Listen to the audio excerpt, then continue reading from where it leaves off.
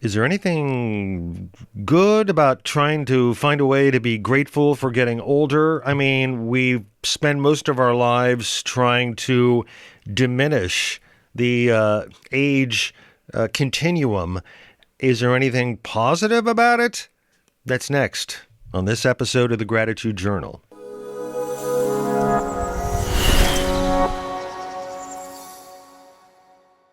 Here inside the basement lair, yours truly is another year older. And it was a big week of celebration. Actually, it wasn't a big week of celebration. I'm one of those people who really don't go all out over birthday celebrations. I work with a guy who had like 3 live performances around our area, all connected to musicians who were performing because it was his birthday party. I thought that was a little much, but everybody goes about celebrating their birthday in their own way. I mean, Donna's son, her youngest son, spends an inordinate amount of time celebrating his birthday, and that's what some people do. Sometimes I think he might have gone like a whole week in celebrating his birthday. That's just not my thing. But I have reached kind of a milestone age, and the gray reflects that, and a bunch of other things that I have encountered as now officially a senior citizen. One, an AARP membership, which I've had a part of for some time now.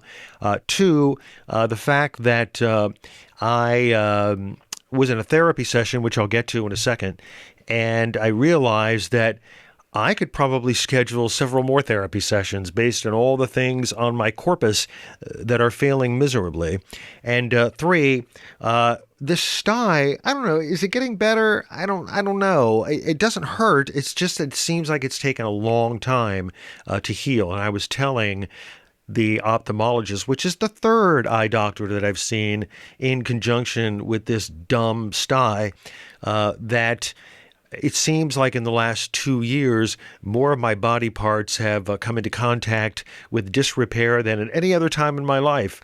And the physician, who looked modestly more advanced than me, said, I'm sure you're telling younger people this too. Prepare for it to happen even more. And it's tougher and tougher to try to tamper down everything connected to age. So it is a birthday time of the year, and that happened yesterday. And so I have reached a new age, and I can do nothing about it. I mean, we can try to give ourselves the impression that we're slowing it down. That's not the case at all. But I do want to mention a couple of things, I think, in relation to, approaching a birthday, and especially one that has some sort of numerical significance, and what I might have learned. And I can think of 2 things right off the bat. The first I'd say is I want to go back to this therapy session because over the course of the past 2 years, I've had this kind of weird sort of lightheadedness. And I think I mentioned this on the audio podcast, and I want to say a word about the audio podcast towards the end of this video. So hopefully you will stick around. I think that this lightheadedness has pushed me in all these different directions. First, it was to see a blood doctor to make sure I didn't have leukemia. I don't. And then it was to a cardiologist and several other heart specialists that put me through a battery of tests, and they concluded that I had no heart. No, I'm joking. They concluded that I had these things called preventricular contractions, and that this technique called an ablation somehow sort of shocked my heart, which is the weirdest thing ever in the whole galaxy to experience. I mean, I quite literally, in the 30 to 40 seconds that they had shocked my heart to stop all these little extra pumps that were happening over the past couple of years, it literally took my breath away. I mean, I really thought that that was my last function on this planet, was to lay on this bed on my back and have somebody shock my heart into oblivion. Truly weird. So I was signed off on that one, and now I've gone through this whole rigmarole of seeing neurologists and trying to figure out what's going on with this lightheadedness that I experience. And as it turns out, it's some kind of inner ear thing. And so they sent me to something called vestibular therapy. And so I just had my last session with Casey, an incredibly nice young lady who was very fun and very funny. And I was saying to her during this bit of therapy that I had, and it was the last session, that I felt like, I had amassed enough wealth over my working career to allow me to sleep under a bridge. And she laughed and she said, yeah, my parents, they always worry about money a lot. And so I said to her, my advice to you, Casey, is if you think that you are setting enough aside, start setting even more aside. And she sort of nodded and listened to me. And as I was saying this, and later as I was thinking about it, I was driving away, I thought, I find myself giving these weird little specimens of advice to people, whether they ask for it or not. And I feel like, and I guess I'm grateful for the fact that to be at this level of our life, that I'm able to share what I perceive to be mistakes, that I've made along the way. And I wish that I could find a way to rectify all of the things that I should have been doing. And my twin brother, who I'll get to in a minute, I do have a twin, I know. Fortunately for him, we're fraternal. I feel like, he has done sort of everything right, and I've not really done all that many correct things. But when I said to Casey about make sure that you put this at the top of the pyramid, that for, every dollar you're putting away, try to put an extra dollar away, because you're always going to need more, and you never know when you're going to need enough. And I can say beyond the shadow of a doubt, as I look ahead the next several years in our financial journey, I'm going to need a lot more money, and that's probably not going to happen. So, I felt a sense of gratitude that I actually, even though I admitted fault and, admitted failing, I guess, I felt good about the fact that I could share, this bit of wisdom based purely on life experience and not anything read out of a book, not anything seen out of a movie. It was, pure life experience. And I was pretty grateful about that. So, I have a twin brother, and, Mark is 4 minutes older than me. And, over the course of the past 20 years or more, I feel like we've become much more close. And I say that because I think at a certain younger part in our lives, we sort of went in divergent paths. I left home and went to school, and then later on in my career as a broadcaster, I went to various cities and various places, thinking that, well, if I load up this U-Haul and I take a position for $3,000 more, this is going to be a good thing. And, Donna was my, willing accomplice, because, she had moved a lot in her previous life, as a wife and a mother.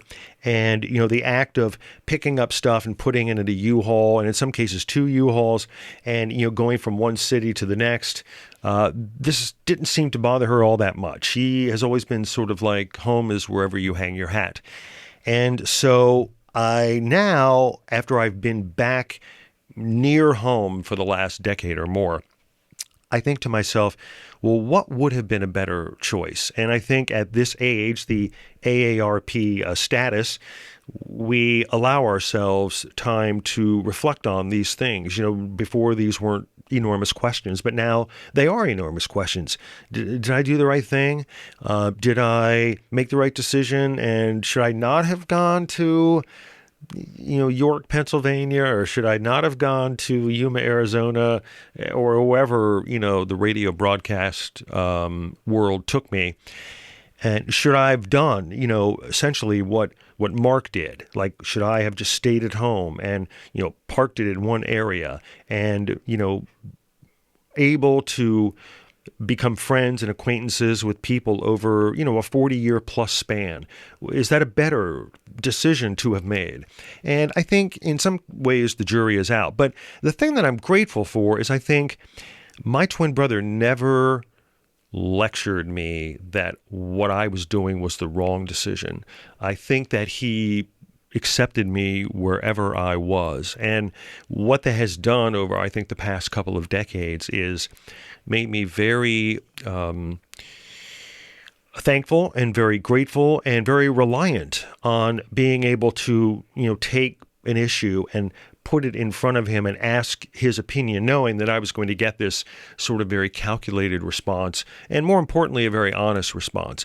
And I think there's nothing that takes the place of having a family member or a friend, somebody who you can basically sort of dump all this out and hope that they're going to give you not just an answer that you want to hear, but an answer that, is going to be honest and truthful and is going to be hopefully helpful.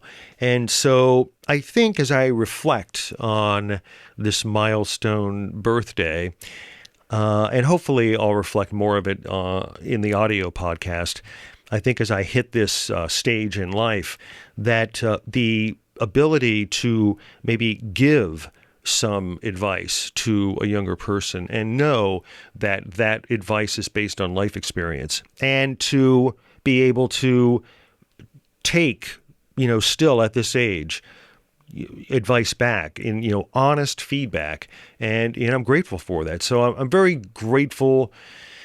I know. How do you become grateful for getting old? I just feel like I'm grateful for having survived this long, and I'm grateful that I've had a couple of people in my life that have, regardless of what the decisions that I've made, they haven't been judgmental, and the love is unconditional. And really, I think that's pretty much all that you can ask for.